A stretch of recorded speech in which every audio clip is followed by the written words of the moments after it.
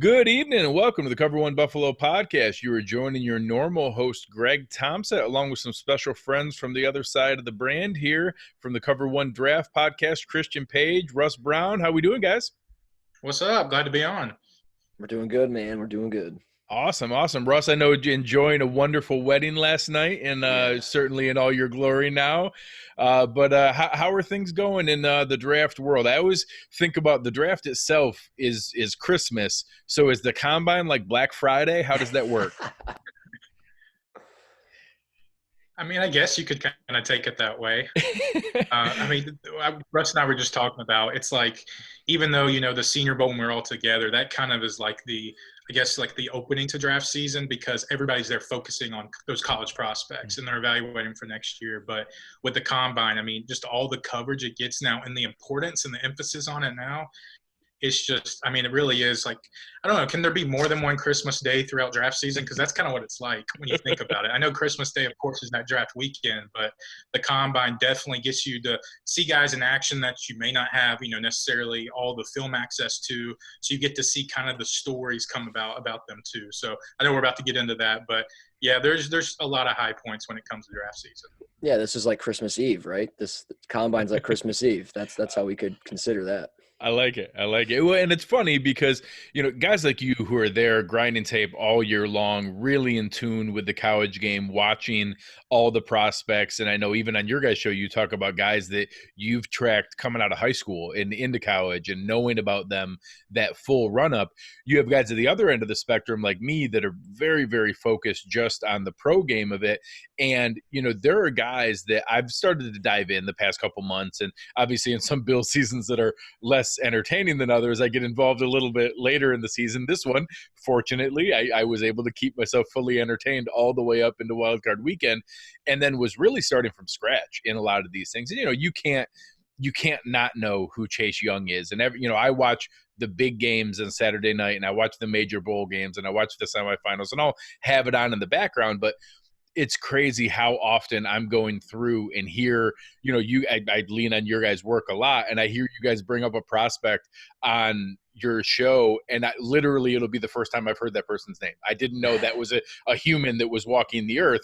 And I'm like, oh, all right, I guess I need to figure out who that guy is. And it's funny now, I'm like that kid that skipped all the classes in school and I'm cramming the week before the exam and just trying to be functional when the test comes so I know what the names are. So I think it's funny with people that are maybe closer to my end of the spectrum than the amount of time and effort you guys put in.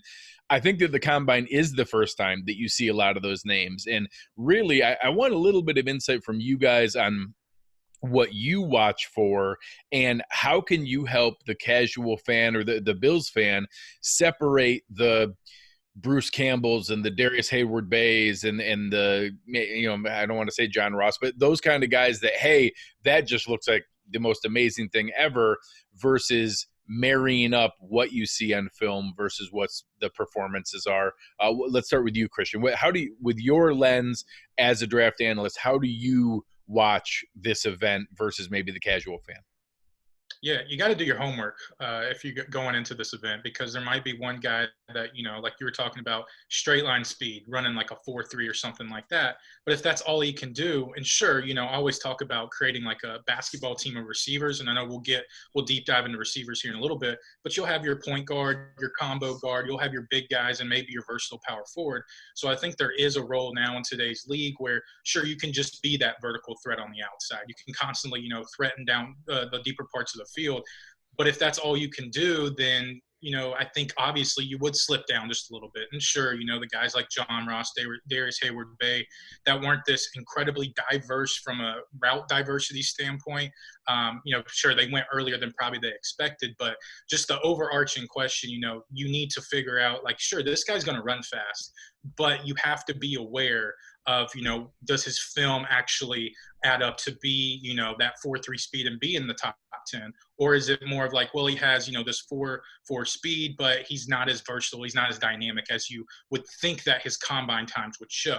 But I think, if you really dig down deep in, specific positions, You can look at like certain explosive traits, like maybe the broad jump shows or the 3-cone drill shows that maybe you want to see in more edge rushers, just exploding off the ball, because you don't have that first step quickness. You're not going to win in the league. I mean, let's be honest. So I'm not saying that any guys that test below the mandated threshold as an edge rusher aren't going to be successful. I trust enough coaching that they can put them in situations to win.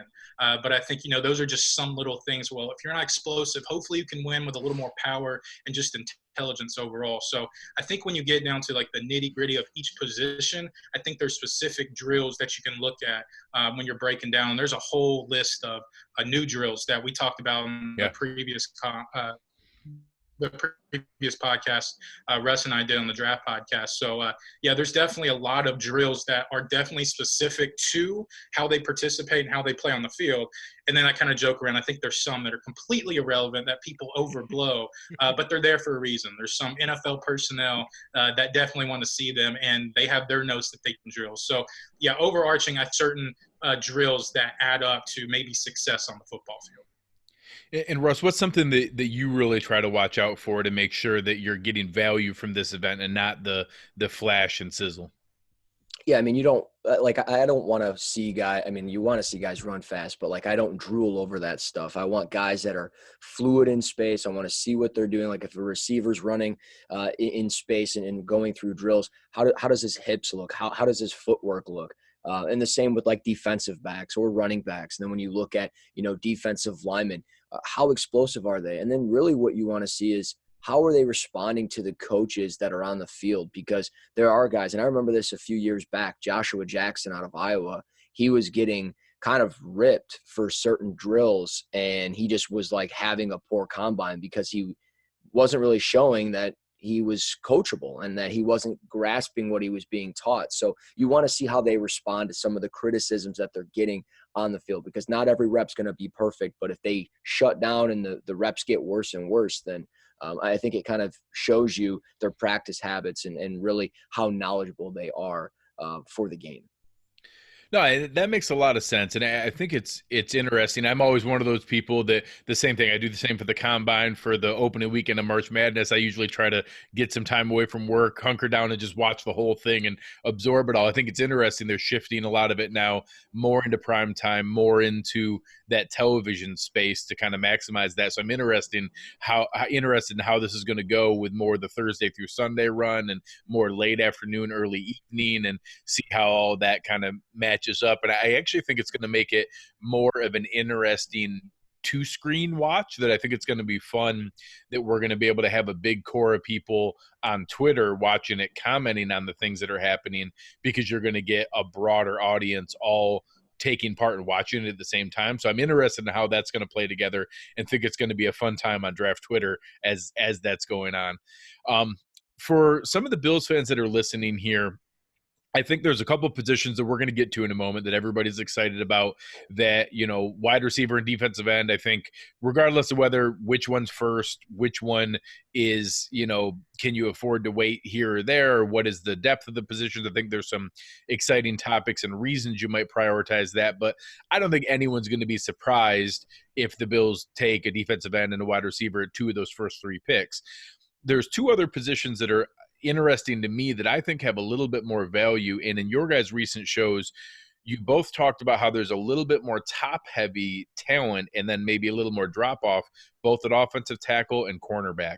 And I just, want to throw out, depending on how the board falls, a lot of Bills fans have their hearts set on, getting access to a CeeDee Lamb, a Jerry Jeudy, a Henry Ruggs, Clavon Chason, AJ Epinesa, and that I think it's very likely that those players are all gone in the top 21 picks. And then all of a sudden, if the medical doesn't check out with Chenault, or they're not ready with some of the background off-field stuff hasn't checked out for Yetur Gross-Matos, all of a sudden, is there another premium position that comes into play? And I want Bills fans to brace themselves that I think offensive tackle and cornerback are more in play than maybe what they might have expected. So what are some names that you guys might think could be a fit, in whether it's some of the versatility that the Bills have looked at of multiple positions, or let's say they do maybe not re-sign Quentin Spain, shift Cody Ford into guard, and all of a sudden maybe looking at a tackle, maybe who are some names you might keep an eye out for around that 22 pick? We'll start with Christian.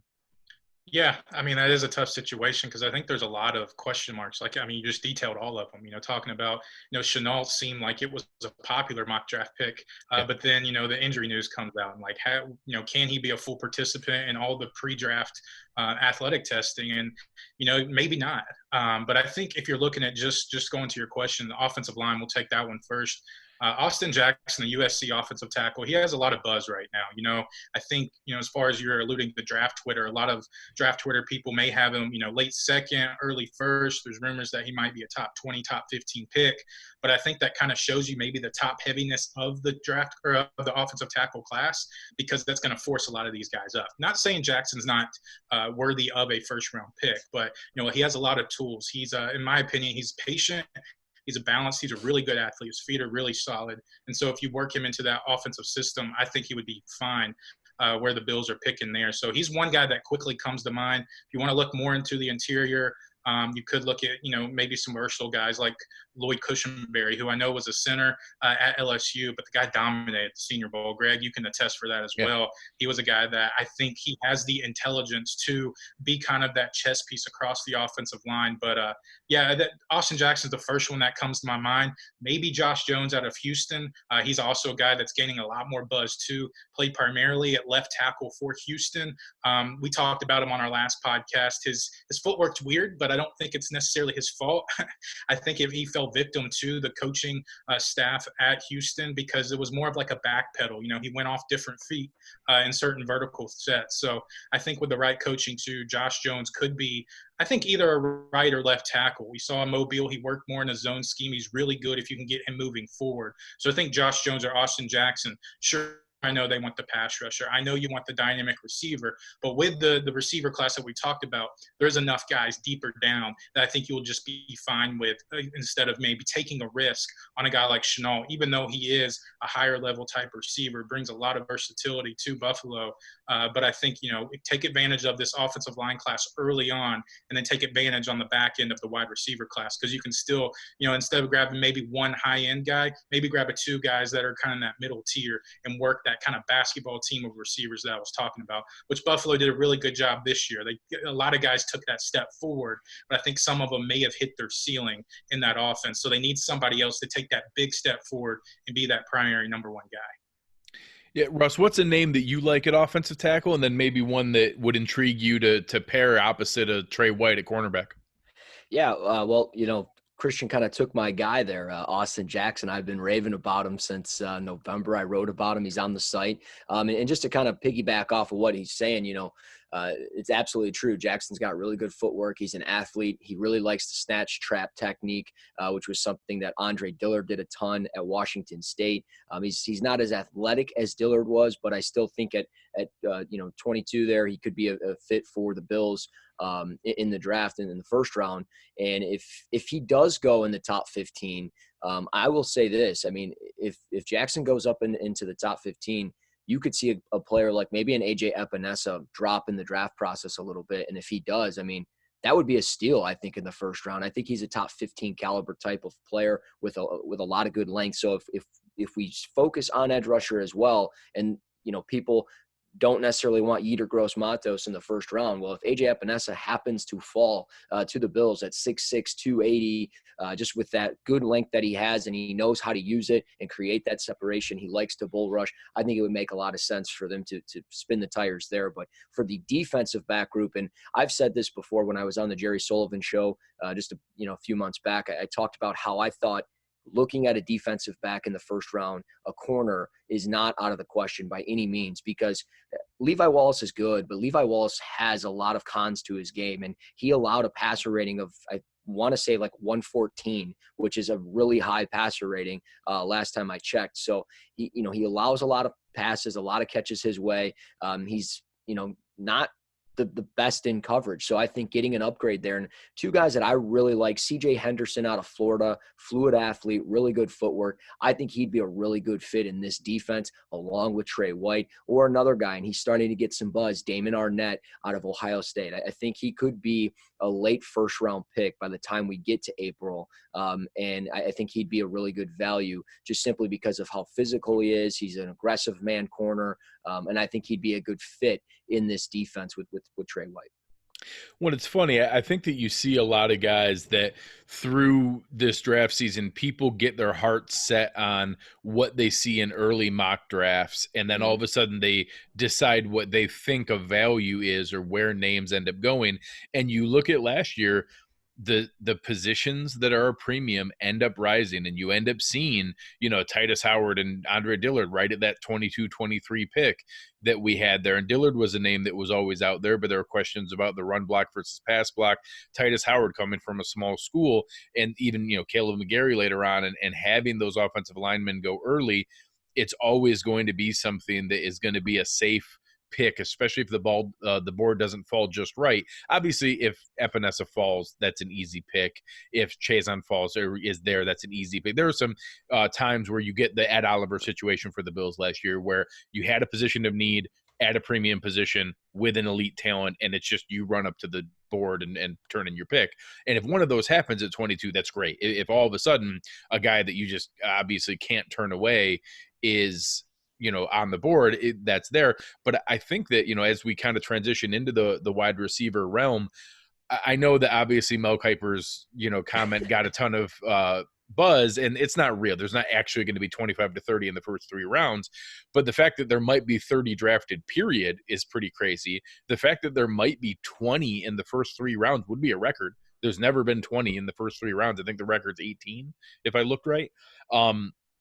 So seeing a record in the first 3 rounds and probably a record in the first 4 rounds, I'm also interested when you have that kind of, if there's a potential record in play, I'm going to call it historic depth, because I think that's not hyperbole that there's that many people, that it's historically unprecedented. We haven't seen that before. I'm curious what that does to a guy like Ayuk, who couldn't play at the Senior Bowl and just had to interview. Chenault now with some late questions here. When you have so many alternatives to look at, I'm curious if there's some names that people are getting into this late first round buzz that all of a sudden some of these other positions, especially some of the premium positions like offensive tackle, corner, edge rusher, maybe some of those push up a little bit, and guys, because that, I think that second tier in my mind, from the limited work I've done after Judy, Ruggs, and Lamb, some people could argue there could be 11 guys that I've seen ranked 4th in other people's rankings that other people have 15th. And I just think depending on how that team's board falls, you could have a guy that so many people project as a late first round pick be like AJ Brown or DK Metcalf last year, and just trying to figure out, hey, why is this guy still on the board? Where do you guys see how that could play with teams' boards? And then who are some guys that wouldn't be crazy at 22 for Buffalo, or would be a blessing if they fell to 54, and you could see in either of those ranges? We'll start with you, Russ, this time. And we're talking wide receivers, right? Yeah. And so, I think T. Higgins at 22 makes a lot of sense. He's a 6'4" receiver, really good body control, gets up, can high point the football. For being that big, I think he's relatively fluid. He's not Henry Ruggs or anything like that, but he's a good route runner. And again, he just goes up and gets it. So I think one of those guys that you could put on the outside, and you could put a guy like Cole Beasley or John Brown more into the slot, you're going to just get more production, I think, out of your outside receiver with a guy like T. Higgins. I think he makes a lot of sense for the Bills in the first round. But if you go to 54, I don't think Chenault will fall that far, but a guy that I really like, and we saw at the Senior Bowl, Michael Pittman out of USC, I think he would be a steal at 54. Maybe not a steal, but he would be a really good fit. And he's just one of those guys that, kind of like T. Higgins, I think he's a little bit of a better route runner, and a little bit more fluid, but one of those guys that can high point the football, has experience playing on the outside. And you just know, his dad played in the NFL for a long time, and you just know that he comes from that football background and he's kind of prepared to take that next step, I think mentally. So he's one of those guys that would make a lot of sense at 54. And then maybe another guy as well. I mean, I like that you said Brandon Ayuk. He would be one of those guys maybe they could move up for in the second round, just because I think he's an explosive athlete. He can make a lot of big plays, and I think he'd be a good fit as well. Yeah, Christian, before we go to you, I think that's a great point, Russ, that a lot of guys are looking at, that the Bills are getting to that phase in the roster building process where, before we had undrafted free agents making the roster all the time because it was just a horrible roster. Last year, none made the team, and that they actually, in my mind, had to hide Voshon Joseph because he was going to get cut, and they had to tell him, hey, guess what? Your shoulder's worse than you think, and we're gonna IR you for the year. So they're getting to that point where I don't know that 2 5th and 3 6th round picks are going to make this team.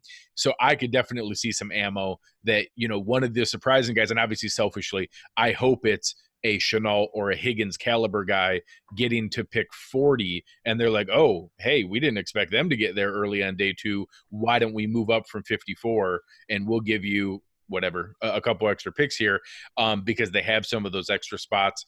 Brandon Beane obviously has done that every single year. We've moved up for players over and over and over again, moved up for Cody Ford, moved up for Dawson Knox. Now, fortunately, I know for guys like you who all have 100 guys that you would love to have, you always want more picks to get more names. When Brandon Beane's hitting at the rate that he is right now, I can't complain because he's picking an awful lot of really good players. Ideally, I'd like for him to show that he's capable of moving back as well. But right now, if he's hitting at that rate, I'm fine if he has a guy, especially in some of the tiers that they are. There's 6 running backs that I think are good, and then after that top 6, I'm not all that interested. If there's one that falls into the 3rd round, and you guys talked about CEH, if Edwards-Helaire is there at the 72nd pick, and he's the last one of those top 6 that are there, and the Bills want to move up from pick 86, okay, I could see that. Give up one of those extra 5th and extra 6th to slide up a couple spots in the 3rd. And Brandon Beane's shown a track record of doing that. So, Christian, going over to you from a wide receiver standpoint, maybe philosophically, how do you think that historic depth plays into how teams play the tiers? And then who are some names you could see early on that would be a matchup? I know you already mocked Chenault there, but maybe who are some other names that you could see matching up with the Bills from a scheme and talent standpoint in those first couple rounds?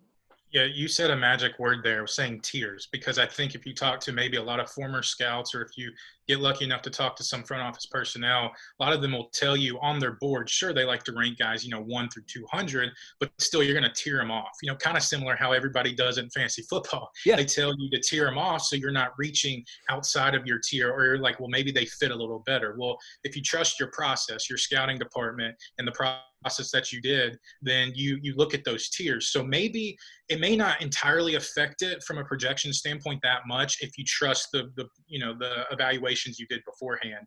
But for Buffalo's standpoint, I think it does, because if you're looking at investing a first round pick in a wide receiver, which, we see them, more success of those maybe first 2 to 3 year guys, seeing guys like Michael Thomas, falling back, or Odell Beckham in the first round, and he's had a little, interesting situations going forward. But I think when you make that investment, you have to take into account all of that. You have to, really, because I've always said, and it's mostly regarding top 15, because sometimes, and knock on wood, or let the lightning strike me now, but I think sometimes first round picks can be a little overrated in some regard, especially when you're dealing with trades going forward. Mika Fitzpatrick, Amari Cooper, I think there's a lot of, examples of being like, well, hey, so I think there's a lot of, comfort, I guess, in picking a wide receiver at the position Buffalo is now, because there's enough of a supporting cast so far. And I think this receiver class is, is good enough, like you said, the historic depth, that you could, take a stab on a wide receiver in the first round. And then maybe, day 3, you could take somebody else just in case that first guy doesn't work. So I think if that's the recipe, assuming Brandon Beane keeps all those picks, picks like we were joking about, and doesn't put all his eggs in one basket moving up maybe in the second round. I think a guy like Justin Jefferson out of LSU, Buffalo's looking for that alpha dog number one wide receiver. Again, I think the basketball team that I've been talking about with Buffalo was there. There's enough bodies to, Russ was talking about, to open things out, on the outside for vertical guys like a Jefferson. And I get all the scheme stuff of, well, Justin Jefferson was only a product of the scheme. Well, come on. I mean, there's going to be schemes. I mean, Joe Brady got promoted to offensive coordinator at Carolina for a reason. It's a very NFL-friendly scheme. So who's to say that Jefferson can't execute in a similar scheme for Buffalo? So I think when you give Josh Allen, that guy on the outside, with the length that he has, the athleticism he has to win at all levels of the field and after the catch, I mean, Justin Jefferson put up historic numbers as well in this LSU offense. So I think he's a guy that, if, Shenault doesn't make the call, if they're not comfortable with the health, there may be some other receivers go ahead of Buffalo in that position. I think Jefferson's one of those guys. It's like, well, yeah, I kind of forgot he was available, but he's definitely worthy of a first-round guy.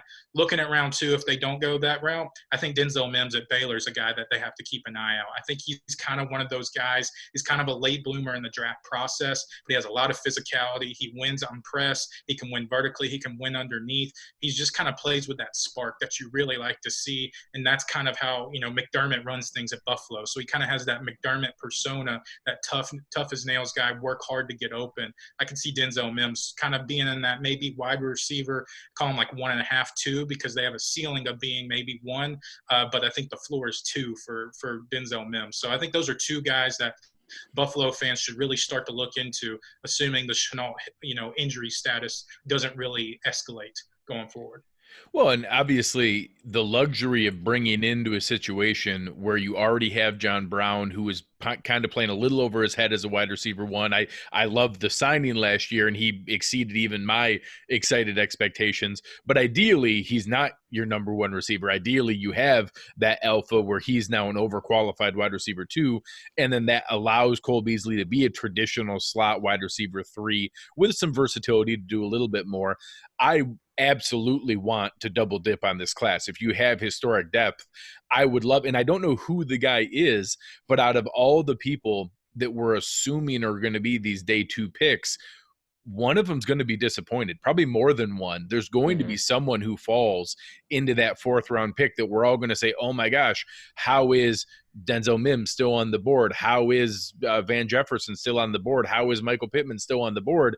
I don't know who that guy is, but there's going to be some. When you have, different people that I see, guys that I trust who do good draft work, rank one guy 26th and another guy has him 8th, somebody's going to fall. So because I always tell people, there is no consensus draft board, and I think fans would be shocked at how much variance there is amongst the 32 draft boards in the NFL, how differently people value players, how often guys are completely off someone's board and a top 50 pick on another team's board. And that when that happens, and if you already have 15, 20 receivers taken, and then the 21st guy is a guy that one of those wide receiver hungry teams loved, but they've already taken 2, and all of a sudden they don't need him anymore, and then the picks are gone, and now we need another position. There's going to be some guys in that 4th and 5th round area that, in my mind, I think are going to be traditionally could have been 2nd round picks in some of these other drafts. It would have been wide receiver 5 off the board, and you might be wide receiver 21 in this class for some weird reason. And it's going to be interesting how those things fall and where that comes into play. Another position that's big for the Bills is pass rush. And I know that can have a different term depending on, obviously there's a difference between an Epenesa and a Chazon and how they're built and put together.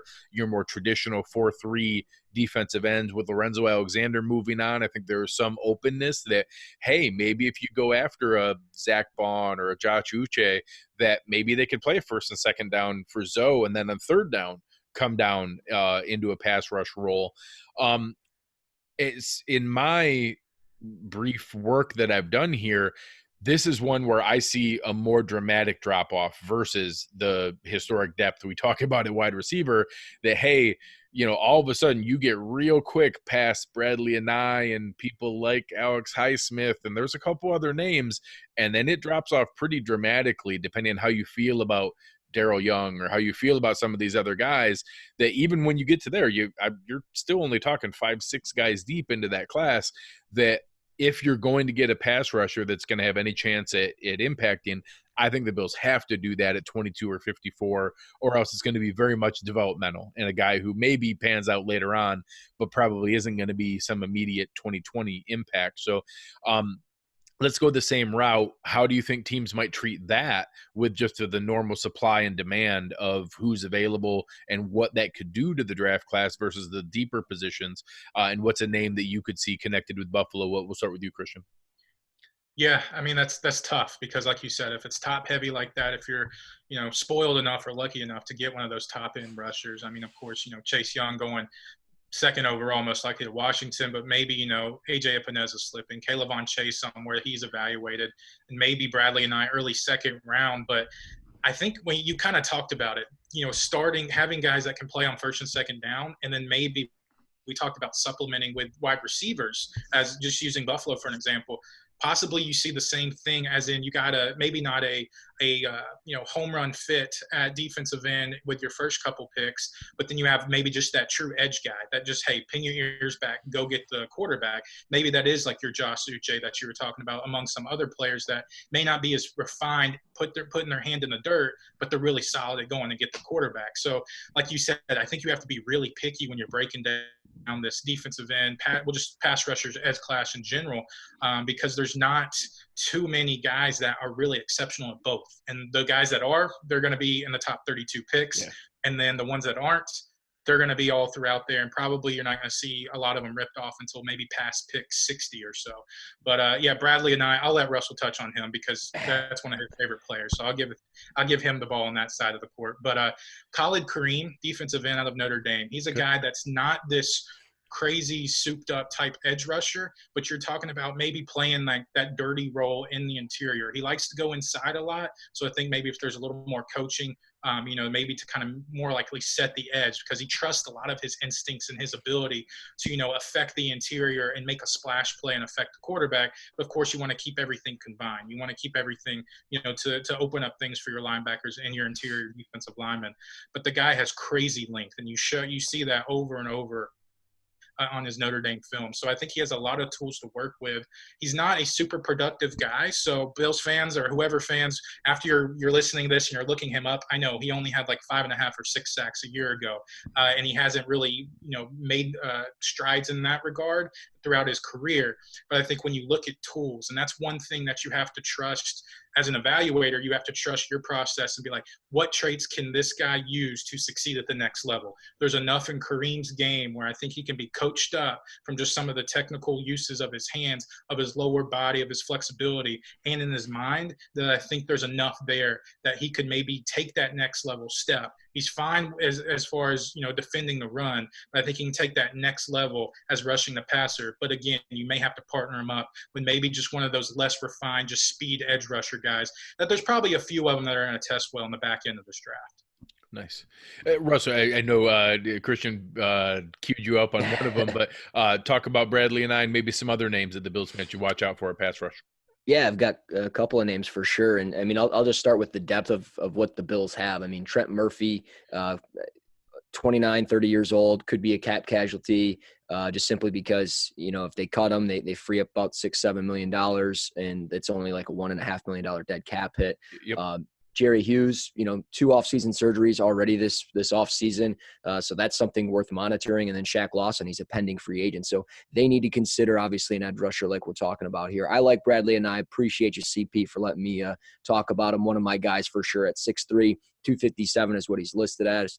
And just one of those guys. He doesn't have exceptional length, but he's just a good work ethic type of kid. A guy that, at the Senior Bowl after practice was working after practice with Kenny Willekes, and just one of those guys with really good hand usage, and he's effective, strong hands, and he's just always going to get after the quarterback. So I think that's one of the things that if you look at him, hey, you need a guy that can pin his ears back and go after and get the quarterback. I think Anai fits that. Another name, Julian Okwara out of Notre Dame, the other edge rusher. I know you talked about Kareem CP, but Okwara for me is a guy that I view as a top 30 player in this class. Doesn't really get a lot of talk and buzz right now, but I think he's a first-round caliber player. 6'5", 250, loves to use the long arm technique. He really needs to develop a more consistent counter move, but overall, I really like his film, and I just really like his production. And a guy with that type of length and explosiveness, I think can really benefit in the NFL and be one of those guys. Two other names real fast. Kenny Willekes out of Michigan State. We saw him at the Senior Bowl, and I know Daniel Jeremiah actually has Willekes, I think, like 4th or 5th round grade in that range. And I could be wrong, but I believe I'm drawing a blank, but I saw something on the Michigan State rankings for who Jeremiah has ranked where, and Willekes was actually near like the middle to bottom of the Michigan State players in this draft. So it was a little surprising. I think it was Josiah Scott. I think he had him ranked a little bit higher, which was weird to me. But Willekes is just one of those guys at 6'4", 252, workhorse. He had 51 tackles for loss in his career. Tremendous story, really great work ethic, a good kid. And I mean, again, one of those guys like Anai doesn't have ideal length for the position that maybe the Bills might covet, because they look for more of those, 6'5" edge rushers, according to the threshold that, Eric Turner had showed me, that they like to go after. And that's why guys like, Epinesa and Yetur Gross-Matos make a lot of sense. But just from, a technique standpoint, I think Willekes is one of those guys that has pretty good technique, and, he's got a really good get off, but he needs to develop that counter move as well, become more consistent with his hands, and overall just one of those guys though that, I mean, I've often said I think he could be similar to like a Max Crosby from last year, where Crosby went in the 3rd round for the Raiders and ended up with 8.5 sacks. And then just the last guy, and I'll touch just briefly on him, Malcolm Roach out of Texas is a player that caught my eye 2 years ago, and I really liked him. And then I did some digging on him in general. And, unfortunate, his junior campaign, he had a fractured foot. So he kind of was bouncing back this past year, and just, not a great year, but not terrible by any means. I mean, 40 tackles, he had 9 tackles for loss and 3 sacks, but he played out of position. I think, Texas likes to do a lot of versatile fronts in a 3-3-5, a 3-4 at times. I think he's more of your 4-3 defensive end. You could probably plug him inside a little bit, but he's a smart player, a really good team captain. He was, the number 1 team captain for Texas. So I think, with some of his explosiveness and his ability to be that versatile piece, I think he could be a late name that you take a look at in the later rounds. Yeah, I think that's really interesting, and I think it's good for Bills fans to get an idea of what names to watch out for as these things shift and move. And Wilkes is one that's interesting. If he was 2 inches taller, I'd call him Trent Murphy, and Yeah. you could release Murphy and bring him in and probably not miss a lot, or maybe even notice on the field who is who. All right, one final question that I purposely didn't prep you guys for. I want to get your off-the-cuff reaction. One of the things I always struggle with in the draft analysis world is weighing most recent performance and the natural progression of development versus what I think can become recency bias in whether second half of the season versus first half, or in my example, it's going to be previous season performance versus most recent season performance. You guys had a couple examples of it, but both Tyler Biadasz and Grant Delpit, if we went back a year ago, where we'd be talking about them versus where would we be talking about Joe Burrow if we went back a year ago? And why does, when we run 240s, you only count the best 40? Why doesn't the really great season that those guys have count, but the really mediocre trash season that Joe Burrow had doesn't count either? I'm just curious, how do you weigh what is natural progression of a player, and that, hey, now that he's demonstrated that trait, it's possible and we can plan on that being sustainable, versus a player that demonstrated it a year earlier but now gave you another year's worth of film that made you question things? How do you weigh that, and how do you think front offices weigh that? We'll start with you, Christian. Yeah, I think again, like I talked about with just edge rushers in general, you have to pay a lot of attention to traits. And I think I've always said too, NFL front office people, coaches, they have some of the biggest egos in the world Yeah. because they see certain traits and they're like, I can work with that. It may be one trait, but they say I can turn him into an all pro.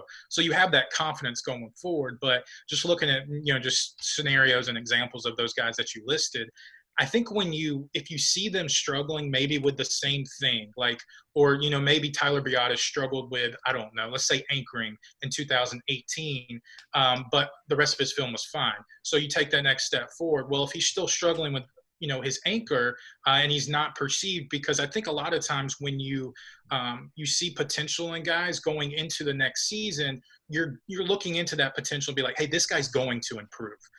In the next season. And so that was, I think, the expectation of Biadasz. Personally, Russell and I, just taking him as an example, we don't see the fall that a lot of people have him on the board. We still think he's a borderline first-round talented player, but I think you have to look specifically into certain skills. So, like with Grant Delpit, sure, he wasn't a phenomenal attacker in 2018. It was a lot better than what he showed this year. And I don't know if it was an effort thing, but then you start to look at, and guys that are, Garrett Delpit was one of the top 5 rated players going into 2019. Yeah. And if you're struggling to stay on the football field with some, nagging injuries, which sometimes you can look past that depending on, how sensitive they are of occurring again.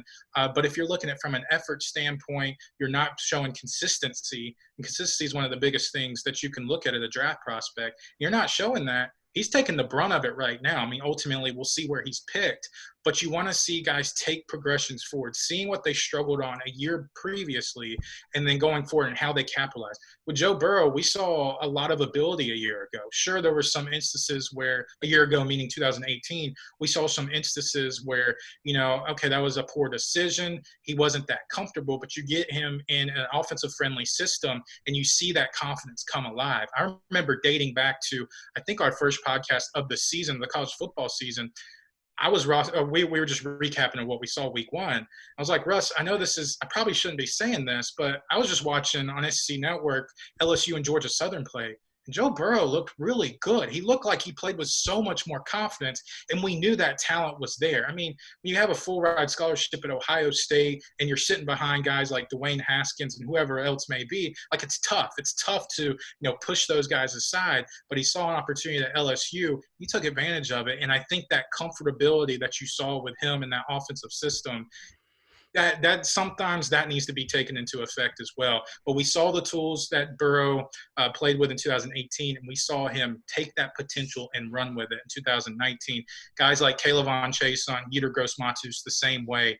So those are just a few examples. I think you really have to focus on, and you got to get dirty. You got to stay up, and you got to watch that film in order to really answer that question. Of course, guys get paid a lot of money to make those decisions, but if you're just talking from a casual fan, why this guy is not getting the correct buzz that he was a year ago, you have to really look at those specifics with guys like Delpit, Biadasz, and Joe Burrow as examples. Russ, how would you approach that, and how to weigh previous performances, steps back, or guys who go from mid-level and all of a sudden have an explosion, and how do you weigh what's a one-time flash versus what's sustainable? I think CP did a good job right there, and I would do it in a very similar way.